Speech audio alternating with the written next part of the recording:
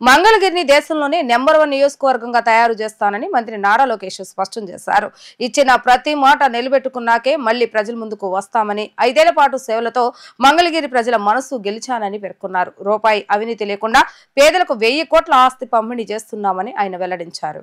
మంగళగిరి ప్రజలను నా గుండెలో పెట్టుకుని కాపాడుకుంటా భారతదేశంలో నెంబర్ 1 నియోజకవర్గంగా మంగళగిరిని చేసే బాధ్యత నేను తీసుకుంటానని రాష్ట్ర విద్యా, ఐటీ, ఎలక్ట్రానిక్స్ శాఖ మంత్రి నారా లోకేష్ పేర్కొన్నారు. మన ఇల్లు మన లోకేష్ కార్యక్రమంలో భాగంగా 3వ రోజు ఎర్రబాలెం డాన్బోస్ స్కూల్ ఆవరణలో తాడేపల్లి మండలం కొలనకొండకు చెందిన 231 మందికి, పద్మశాలి బజారుకి చెందిన 127 మంది పేదలకు పట్టాలను అందజేశారు. ఈ సందర్భంగా మంత్రి లోకేష్ మాట్లాడుతూ 2019 ఎన్నికల్లో తొలిసారి ఎన్నికల్లో మీ ముందు నిలబడ్డా. నియోజకవర్గంపై పెద్దగా అవగాహన లేదు. మీ సమస్యలు తెలుసుకోకపోవటం, కేవలం ఎన్నికలకు 21 రోజుల ముందు రావటం, 5300 ఓట్ల తేడాతో ఓడిపోయానని అన్నారు. ఓడిన రోజు కొంచెం బాధపడ్డానని, రెండో రోజు నుంచి నాలో కసి పెరిగిందని, మంగళగిరి ప్రజలకు సేవ చేయాలని నిర్ణయించుకున్నట్లుగా చెప్పారు. 5 ఏళ్ల పాటు సొంత నిధులతో సేవా కార్యక్రమాలు నిర్వహించానని, సొంతగా 26 సంక్షేమ కార్యక్రమాలను అమలు చేస్తామని అన్నారు. ఎన్టీఆర్ సంజీవని పేరిట తాడేపల్లి, మంగళగిరి, దుగ్గిరాల మొబైల్ క్లినిక్లను ఏర్పాటు చేస్తామని, గ్రామాల్లో పేదల పెళ్లిళ్లకు గౌరవంగా బట్టలు పెట్టడం, ఉచితంగా ట్యాంకర్లతో త్రాగునీరు, పిల్లల క్రికెట్ ఆడుకునేందుకు ప్లే గ్రౌండ్ ఏర్పాటు చేస్తామన్నారు. మంగళగిరి ప్రీమియర్ లీగ్ నిర్వహించామని, మహిళలు సొంత కాళ్లతో నిలబడాలని శిక్షణ ఇచ్చి కుట్టు మిషన్లు అందజేస్తామని వివరించారు.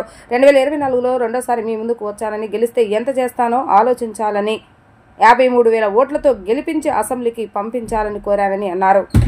2019 ఎన్నికల్లో 21 రోజుల ముందల తెలుగుదేశం పార్టీ అభ్యర్థిగా మీ ముందల నుంచున. వాస్తవంగా నాడు నాకు మంగళగిరిలో పెద్ద పరిచయాలు లేవు. కేవలం అద్దుకుంటున్న ఇల్లు మంగళగిరి నియోజకవర్గంలో ఉంది.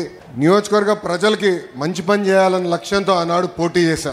నేనేంటో మీకు అర్థం లేదు, మీ సమస్య ఏంటో నాకు అర్థం లేదు. ఎన్నికలు అయిపోయినాయి. 5300 ఓట్లతో ఓడిపోయా తల్లి. ఓడిపోయిన రోజు మటుకు బాధ కలిగింది. కానీ రెండో రోజు నుంచి ఆ బాధ, ఆవేదన నాలో కసి పెంచింది. మంగళగిరి ప్రజలకి మంచి పనులు చేయాలా, ప్రతిపక్షంలో ఉన్న పర్వాలేదు, వాళ్ళ మనసు గెలుచుకోవాలని లక్ష్యంతో ఆనాడు నుంచి నా పని ప్రారంభించాను. తల్లి ఒక్కసారి ఆలోచించండి. ప్రతిపక్షంలో ఉన్నప్పుడు మీ ఆరోగ్యం కోసం ఎన్టీఆర్ సంజీవిని పెట్టా.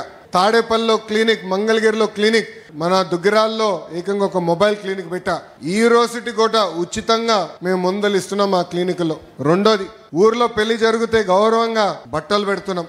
ఆనాడు కార్పొరేషన్ స్పందించబోతే ఎవరికైనా నీటి సమస్య ఉందంటే ఉచితంగా ట్యాంకర్లు పెట్టి నీరు మీకోసం అందించాను. పిల్లలు క్రికెట్ ఆడాలంటే వాళ్ళ కోసం మంగళగిరి ప్రీమియర్ లీగ్ కూడా 3 సార్లు ఏర్పాటు చేస్తాం జరిగింది.